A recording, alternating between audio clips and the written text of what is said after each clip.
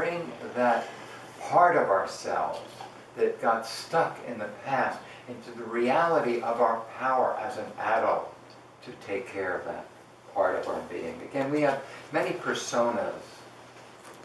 What is this work about? Rescuing the inner child. Thank you. So,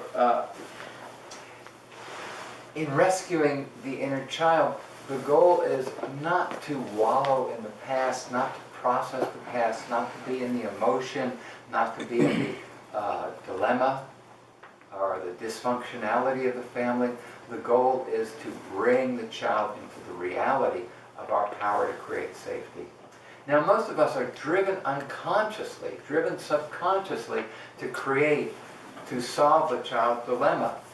Often, if we had a horrendous childhood, we create the perfect family.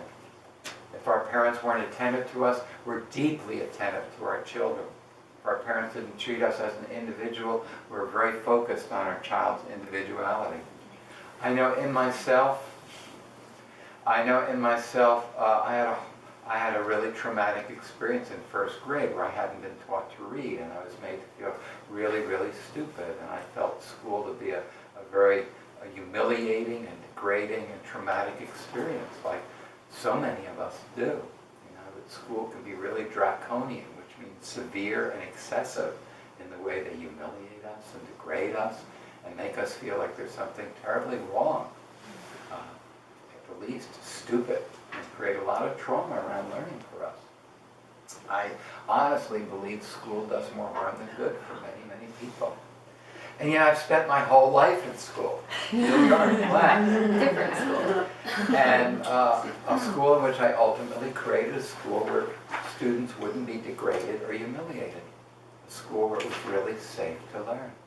Creating an environment for my inner child. And I did it all unconsciously until one day we were doing some mirror work. One day we were in a circle with a facilitator from the Hendricks Institute. And she said, who would like to get in a circle and work?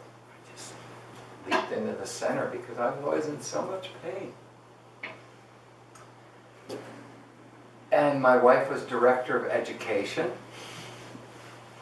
So somehow I was in the circle venting my anger at the director of education. And I had always been angry at women, always angry at teachers, always angry at schools and authorities. And I was going, you, and I had all this group energy behind me, just the energy and the space. You, all pushing all this energy. And then the next day, I got in touch with my inner child and his vulnerability and the pain of being in first grade and just the humiliation. My only victory in first grade was someone taught me to cheat. And I wrote the spelling words on little pieces of paper and shoved them in the cracks of my desk and somehow wasn't caught. You know?